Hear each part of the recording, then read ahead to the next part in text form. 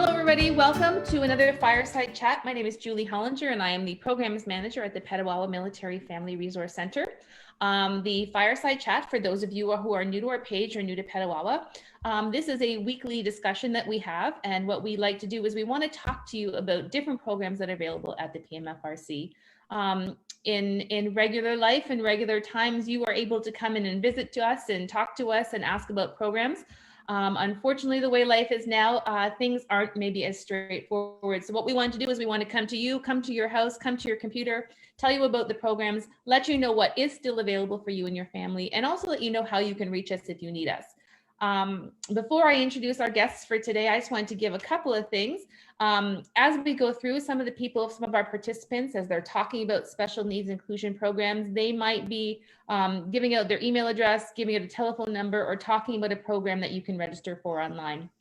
Don't worry if you miss that information, it's all going to be in the comments underneath. So if there's something that you want to register for, if there's a website that you want to visit, after you can come back, you can take a look at those comments, and all that information is going to be in one easy to find place. Also, as we go through, if something comes up and you have a question, something you want to ask us, something that you would like us to clarify, add that to the comment section as well. We will be notified when that happens, and I will see if I can snip that in at the end so that way you can get the information that you need. Let's do a quick roundtable before we go. Darby Briggs is here. She's the Community Engagement Coordinator at the PMFRC. Claudia Beswick is the Executive Director of the PMFRC and a regular guest in the Fireside Chats. Amy MacKenzie is a special needs programmer at the Petawawa Military Family Resource Center, and we are also joined by Orlana Bourgoin. She is here from Trenton, and she is in charge of the Provincial Special Needs Inclusion Program. We wanted to invite Orlana to join us. The programs that are available are happening across the province, and there's a lot of things that you can take advantage of in the Petawawa area that you may not know about. So Orlana has kindly agreed to join us and to talk to us about that and walk us through that so you know what's available. Claudia, every week we talk about what is happening in Petawawa and our business resumption plan and when our doors are opening. So I'm going to hand it over to you and you can give us the latest news. Okay, so I'm happy to report that we are slowly progressing into stage 3. And what that means for us is that the 2 locations are going to be open effective Tuesday, the 4th of August. So the first office open will be the Northside office. That's the main admin office. And we're at 1016 Regal Buto. Will be open to the public between 8 a.m. to 4 p.m. As well, our employment service office in Petawawa will also be open to accepting clients between 8 and 4 p.m. When any client or family comes to either one of those buildings, they must come and wear their masks.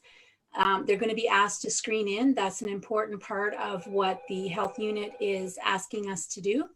And we're also going to be doing contact tracing to make sure that we can reach out to people if we need to.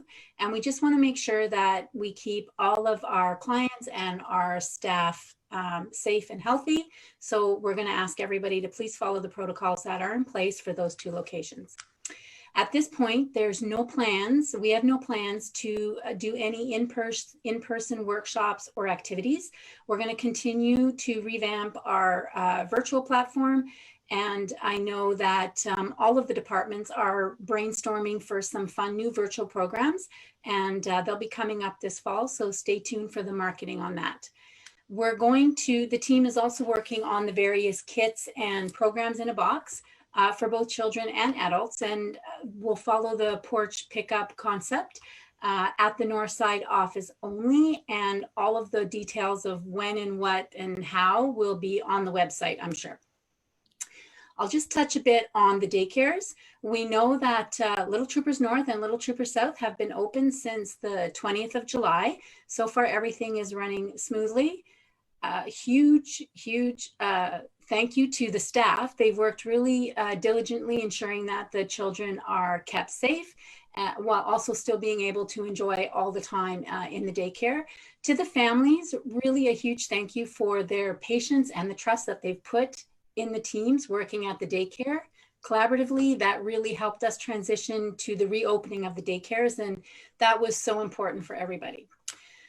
We're currently still working on inspections for the private home daycare programs. Some of the programs will be open next week. The rest hopefully will follow shortly thereafter. So right now, our full-time daycare programs, they are full. We're within the cohorts that we are allowed to be in, going up to the 15 children. So at this point, we're not able to take on any new children, but parents are encouraged to add their names to the wait list, because when and if those cohorts change and we're able to take on new children, we will call those families on the wait list. So again, fingers crossed, when those cohorts change, we'll reach out to those on the wait list. We're committed to following the province's direction on reopening any of our casual care programs. There's a lot of restrictions with the cohorts and not being able to change the groups of children for 7 days, which really is a challenge for casual care programs. So they're going to remain closed until the province tells us that we're able to expand and reopen those. For our before and after school programs and for our preschool program, which is Kitty College, we're waiting to see what's going to happen when the schools open. And as soon as we know what that impact is to us, we will send that information out to the families. A little bit of more good news that I get to share today is that we have worked with the base to be able to once again accept morale mail. There's going to be some restrictions for that for sure. And I'm going to go over briefly, but the parcels can only be dropped off at the Northside office. And there's a deadline to drop them off for every Thursday. So families can drop their parcels off every Thursday, and then the base will ensure they get picked up the following week. Now, when the parcels come, unfortunately, the wrapping stations will not be open. So the parcels have to come already packaged and labeled and ready to go. When you come to the Northside office, you'll have to get screened in. There'll be a trolley available at the reception desk. You put your parcel down and then you're good to go. Yeah, and Annie and Francesca will be sending out information about all of those details at some point at the end of the week. The parcel drop-off won't start until Tuesday, the 4th of August, the first day that we're open to the public. So you have some time to get those packages ready to go. And we'll also be working with the base and doing a broad, wide social media sweep to let everybody know that this is happening again, only at the Northside location for now. Wrapping stations are not open, but if you need paper in that, then you can discuss with the deployment team and see what we can do to work that out. So stay tuned on that front. And I think that's it for now. We're slowly progressing into stage 3. And as new things happen or we start offering more things, then we will continue to put that stuff on our website and our social media sites. So hopefully that's a little bit of good news for everybody. I know I'm pretty excited. We can start seeing people again. And remember, bring your masks. Know that screenings are going to take place, but I think this is a really good next step in the reopening plan. So I know there are some people who've been watching these fireside chats since April, and poor Claudia, every week I would ask her, and every week she would say, I don't really know, we don't really have any news. And it's really exciting now to sort of have a lot of news that we can share and really show that we are slowly starting to get back to a routine that we can count on. Claudia, you talked about in your update that people can still put their names on the wait list for children's services for childcare programs. So if you would like to add your name or you'd like to get more information about that wait list, you should call our Northside office. And the telephone number is 613-687-1641. So if you're looking for more information about that wait list, that is the number to call to get that information. So for those of you who are new, that's the Northside office, and that is the main place that you go if you would like some more information. Thank you, Claudia. I know a lot of work goes into these resumption plans, and our main goal is to make sure that everybody is safe going forward. And that we can open and stay open and be open and have you all come back so we can see you again, because we miss you. Yeah. Darby, this week we're talking about special needs inclusion programs and some of the programs that are available at the PMFRC. And we are going to be talking as we go about new programs. But before we do, can you talk a little bit about the programs that have been running for a while, our existing kind of core programs for special needs families? Sure, Julie. This is an opportunity for families who might not be familiar with some of our normal core programs to hear a little bit. So we're very lucky to have the Special Needs and Inclusion Program here in Petawawa, and very lucky to have Amy running it. She works really closely with our families, organizing programs and services tailored to their needs, and also connecting them with the resources in the community. She organizes a lot for our families, and I'll talk a bit about some of these core programs. So first, we have the Exceptional Families Network. This offers peer support to families with special needs, adults and children alike. Parents and caregivers meet monthly, now virtually, and Amy shares practical information about community resources while providing a casual and comfortable opportunity for them to meet other families and to grow that support network that's really important. She brings in guest speakers as well, so it's a lot of fun too.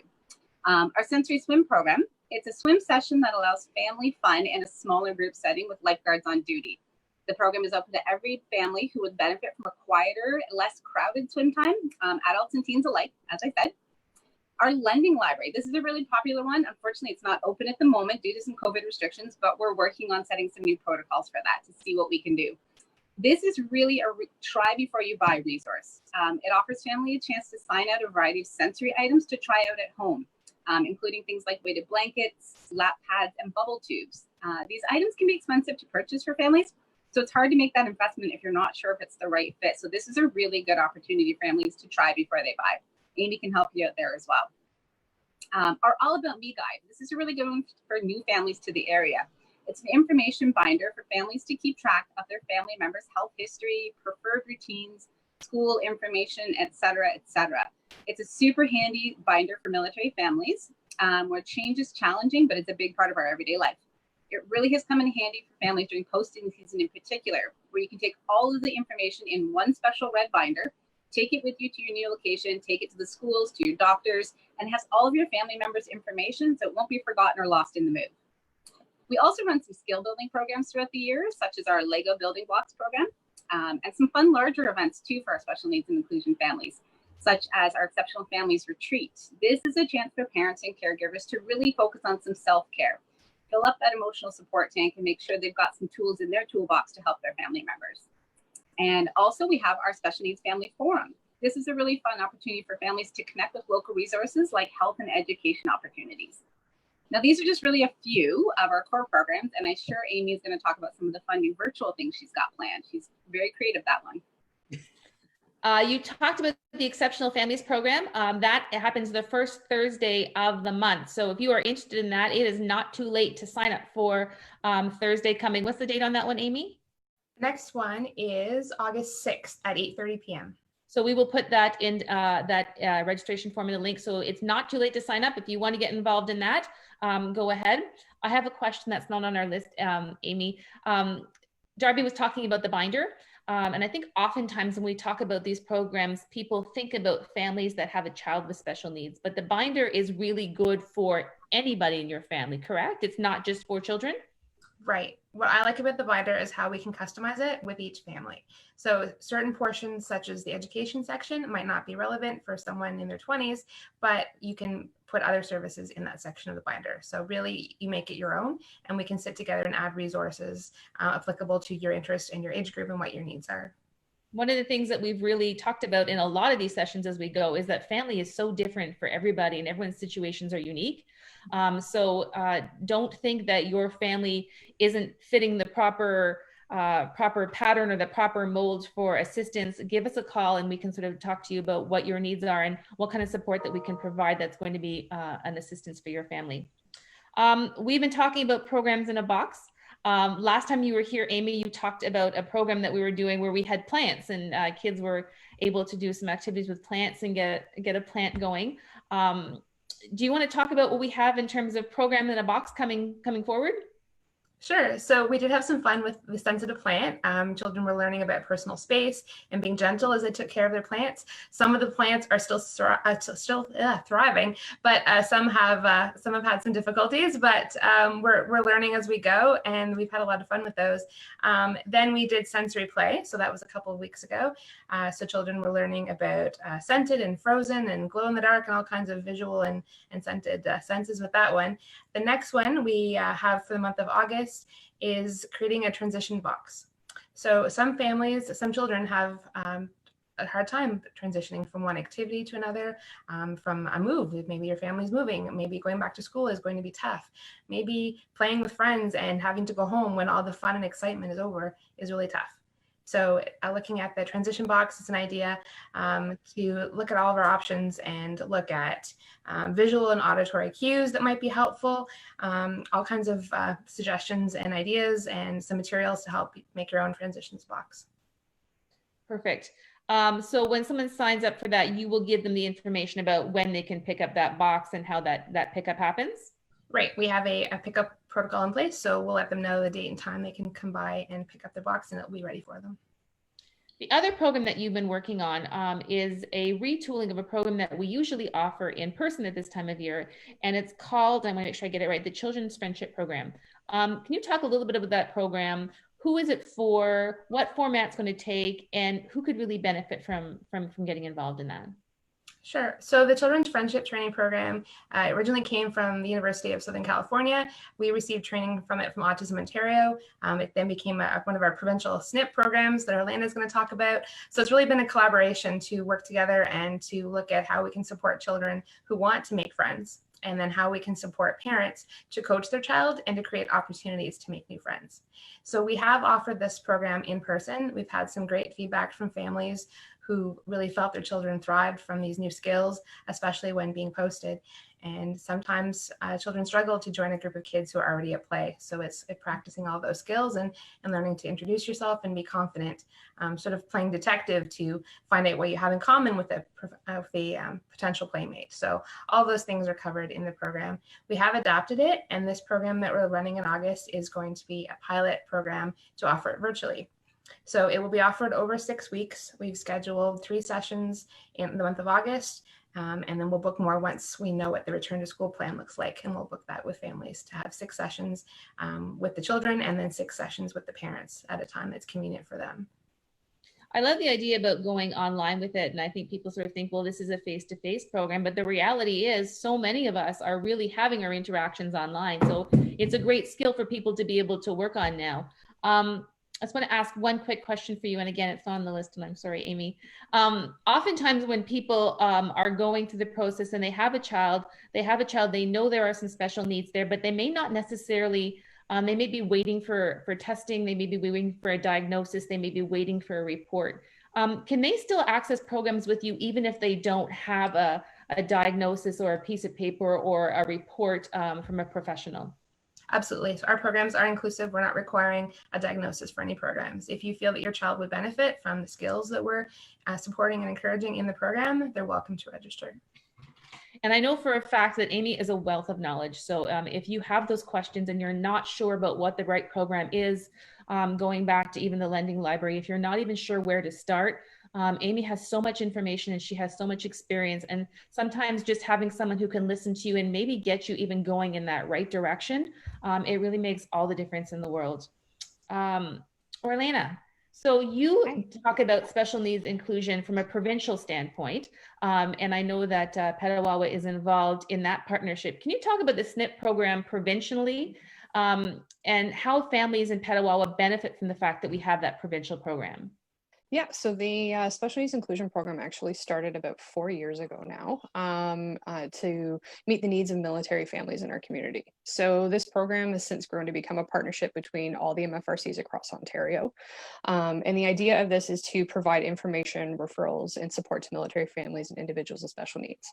Now, like Amy said, when we say special needs, we're inclusive. So that does not require a diagnosis. That could be somebody that's having difficulty with social skills. It could be somebody that's having difficulty with attention. It could be a whole wide range of things. They could be waiting for paperwork, not knowing where to go next, any of those types of things. So we focus on specialized evidence-based core programming to strengthen and support children, youth, and adults with social skills and connection within their local community.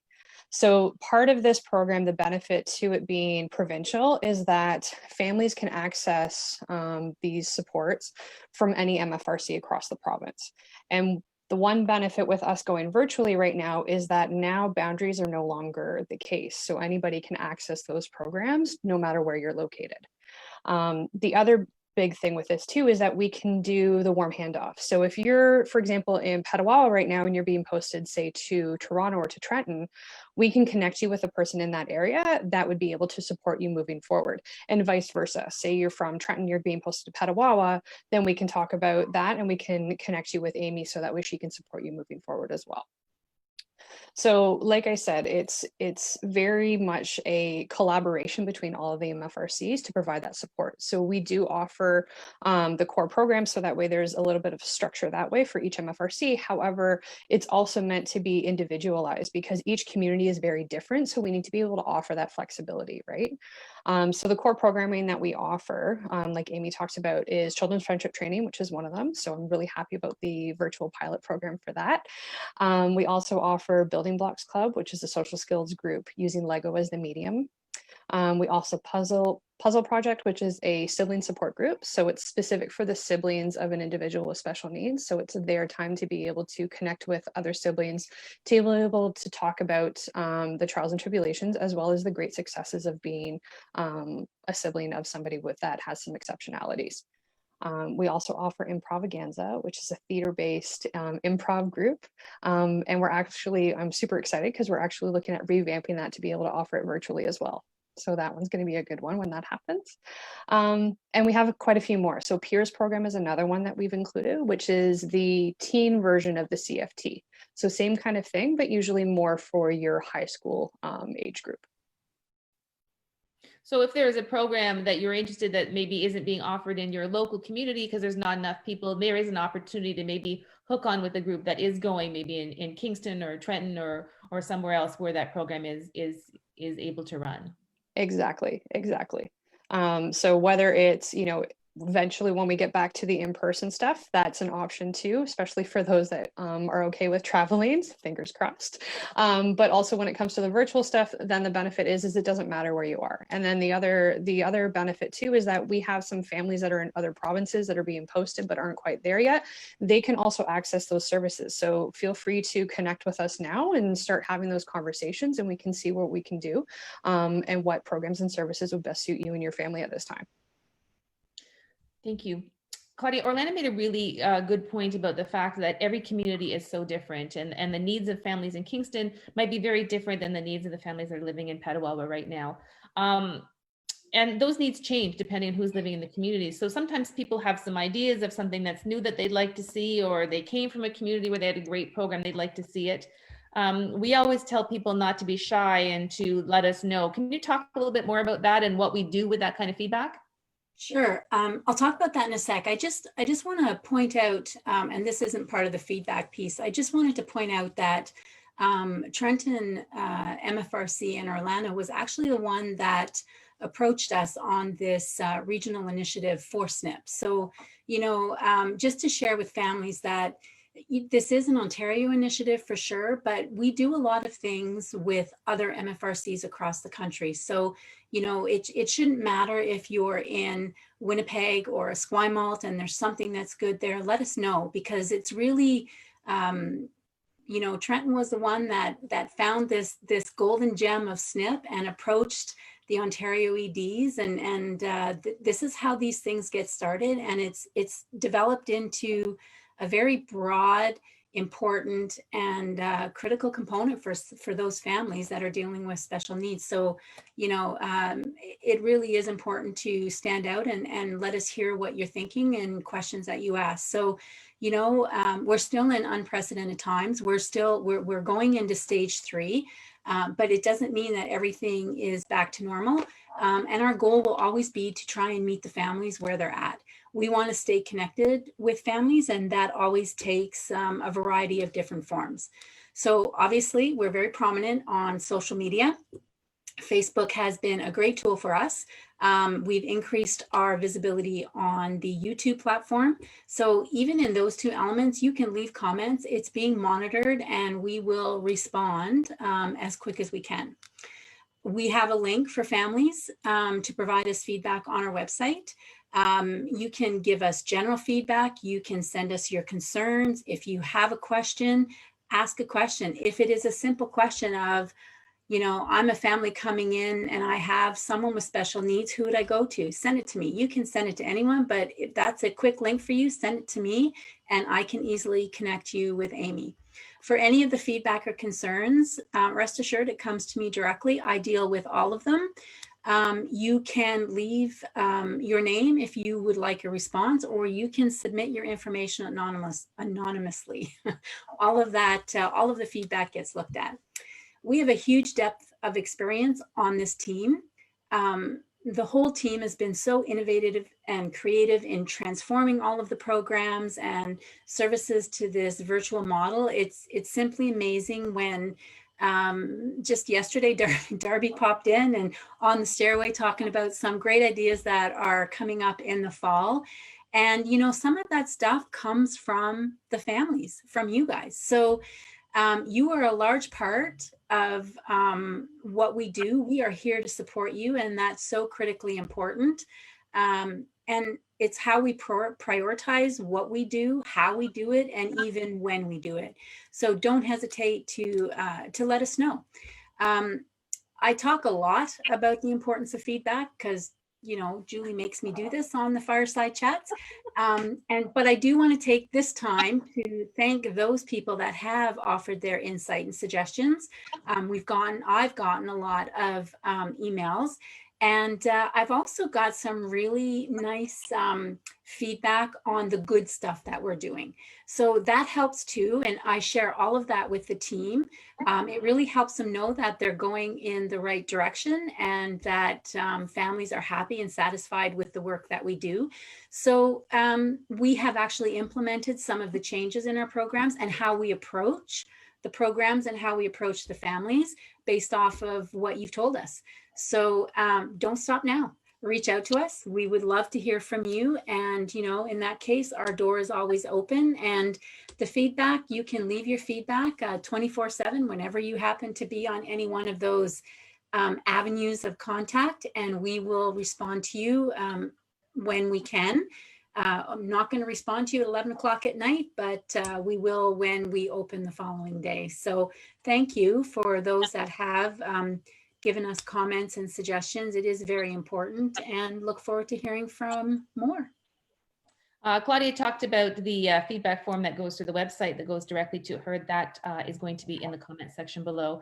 And we really do get excited when we get suggestions because it's a good opportunity for us to start getting brainstorming. So if you have an idea, and don't be shy, we are always happy to hear from folks.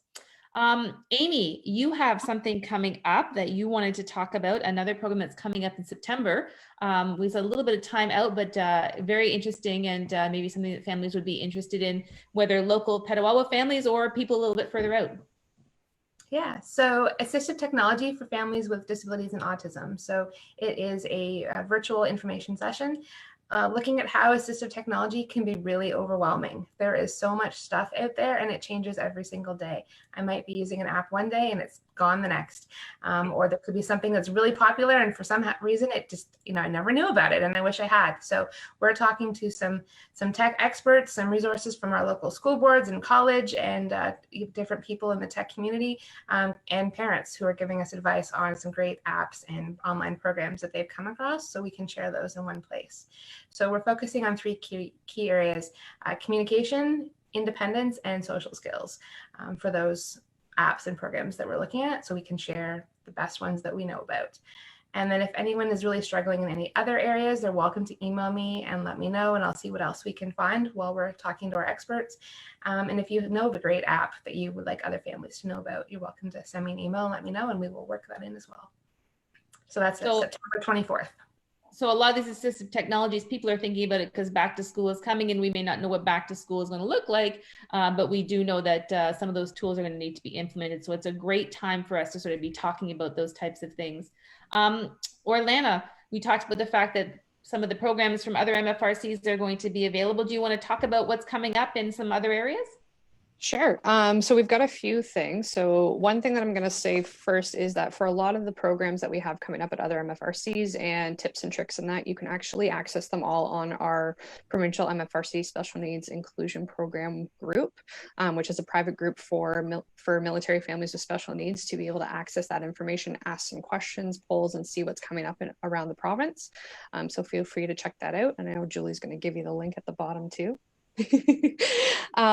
So with regards to around the area, so Borden FRC has workshops and information sessions that'll be starting up in September. Currently they have some programs going on. They've got the Stay and Play for ages 0 to 6. So these are inclusive programs, not specific to special needs, but inclusive. They have guest speakers for that program. They've got Kids Club, which is going to be Minecraft based, and that's for ages 6 to 10. They've got a paint night coming up for ages 10 to 14. And then they also do their regular Friday posts, which are continuous. So that can be anything from sensory activities to science experiments to tips and tricks, you name it. Kingston MFRC has their monthly parent support group. So their next one actually is coming up August the 5th, and that'll be from 1 until 2 p.m. And they are actually working on a kind of a program in a box. They're doing all of that information you can also access on the CAF Connection website. Trenton. You just froze for a second. Can you go Oh, back did and I? let us know what the program in a box was? Because I think we're always excited and then it just sort of stopped and we missed it. Sorry, technical difficulties. What can we say? So like I was saying with Kingston, so they've got their kind of a version of a program in a box. So they've got a sensory kits that are going to be accompanying in the next little while. So stay tuned for more information on that for dates. And all of that information for any of these MFRCs will be available not only on the Facebook group, but also on the CAF Connection website. So Trenton has their parent support group happening August the 19th. They've also got a live webinar happening on August the 26th on IEPs and IPRC information. So that's a good one, especially with school starting up in the next little bit, fingers crossed. And then there's also going to be they've got a YouTube channel, which a lot of these webinars are recorded and posted up on there. So you can also see them later on if that works better for you. And they're working on a resource for back to school. So not only talking about what that's going to look like, but how to manage the anxieties and the difficulties and kind of what to expect. As Amy mentioned in Petawawa, she's got her exceptionalities group on the first Thursday of the month, and also her program in the box transitions. And we've also got the CFT virtual programming going on, which I'm super excited about. And then in NCR, National Capital Region, so they've got their parent support group. Their next one that they have happening virtually is August the 18th. So feel free to stay tuned for that. I'm super excited about those ones. And our focus on a provincial level moving into September is really to be focusing on the virtual workshops and the information sessions, as well as a couple of our virtual programs. But based off of feedback that we've had from parents, that seems to be more what they're looking for at this time. So all of the MFRCs have the same website address. We're all CAF Connection, cafconnection.ca. And if you want to jump from one place to the other, if you go to the very, very top bar, it says national. And if you click on that, it'll open up all of the MFRCs. So you can just choose the location that you want to go to. So if you are coming from Shiloh and you don't know how to find the CAF Connection site in Petawawa, it's the same site. You can just press the button and transition to that one. We're talking about Borden and Kingston. If you want to see those programs, that's how you hop from one CAF Connection page to the next one. Before we go, I have all of these great minds in one place. This is move time. Like July, August is the time with families when we talk about transitions in a box. It is like putting your things in a box and transitioning. Like that is the theme for many military families right now. And I think it's hard for all of us, no matter what situation you're in. But if you have a family, then you're dealing with special needs, or you've got doctors in one place and you're making that transition, sometimes it's even more difficult. What's your best advice for a family who's going through a transition right now and how to make that a little bit easier? I'm going to start with Claudia. Best advice, I would just say to reach out and call us and ask the question. You know, there's nothing wrong with any question. A simple question, a hard question, we are here to support you. If your question comes up late at night because you're stressing out over what you should maybe bring, then leave us a note, email us. All of the information is available, or access to us is available on the website. So please don't hesitate to reach out. It's important. We really want to make sure that families coming to us can integrate well into our community. We know that it's a top barrier for a lot of families going to a place where there's no extended network of support. So call us. For those families leaving the area, it can be just as challenging. Please come in, see us, and we can help you connect and do that warm handover to whichever MFRC that you're going to. If you are releasing and going to a new area, we will still help you try and integrate into your new community, helping you make connections there. So I think that would be my number one thing. Just reach out and call us. We're here to help. Perfect. Orlana. With that, I echo the exact same thing Claudia said. Just reach out and ask any questions that you have with regards to paperwork and documentation, because I know that's one thing that parents always struggle with, especially when moving and trying to figure out where everything is. As best as you can, try to keep that special needs stuff in one spot. So things like any assessments that you have, any school information like IEPs or IPRCs, especially if you're from out of province, making sure you have copies of that. What services you've had previously, what's been successful, that kind of information as well is always key, because that gives us a starting point as to where to connect you in the community, what supports are required, and being able to support you through the school system, especially if you're coming from out of province. Let's be honest, the Ontario education system is very, very different than, say, for example, Alberta, BC, or any other province. And the lingo is very different. So it gives us that opportunity to give a well-rounded view. So that way we're not bouncing you around everywhere. We can give you the clear cut, okay, here's the next step, here's some options for you. And if, quite frankly, some people don't know 100% where they're being posted, they know they might be coming to Ontario or another province. If you're in that boat, feel free to email me and ask those questions. I'm more than happy to provide you with the information and the people to connect with in those areas. That's the one benefit with having this program, is that we have that network that we can have those conversations. That, for example, Amy is a great resource for Petawawa and in a lot of other areas, especially with regards to sensory needs and stuff like that. So we utilize the strengths of each person that is part of the SNIP program, no matter where they're located. So that's definitely another good use. Orlana also, before the call, sent us a PDF with a number of different websites you can go to, different resources, different tips. So we're going to put that PDF in the comment section for you to download and take a look at if that's something you're interested in. Amy. So nearly every MFRC in Ontario now has a parent support group. Ours is called the Exceptional Families Network. They're all something family related in the title. And they are available. And honestly, other parents in your new community are a wonderful resource. So a great resource is to go to your MFRC's parent support network. The staff will be there to support you, but also other parents who can let you know all the local things that are available that have worked well for them and give you some more personal advice. Sometimes someone who's been there is the best guide to get the next family there easier and sort of save the mistakes that they made or the missteps that they took. Darby, I will give you the last word on this one.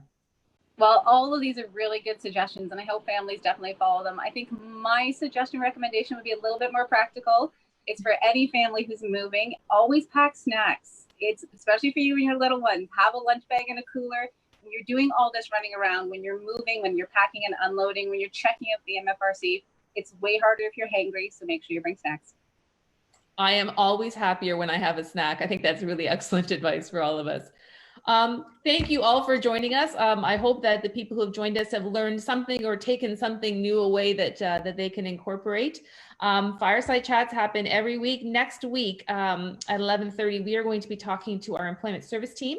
And they are going to talk about the programs that are available in Petawawa, but also joining us, we have someone from the MFS Spousal Employment Network, and we are going to talk about that program and some of the programs that are available for military spouses in communities across Canada as they sort of encounter some employment challenges during the transition, some of the programs that are available to help you out with that. Thank you all for joining us today. If you have any questions, if you're watching this after the fact, add them to the comments. We keep track of those. And if it's for someone on the panel, one of us will get back to you. Thank you all for joining us. We hope you have a wonderful day.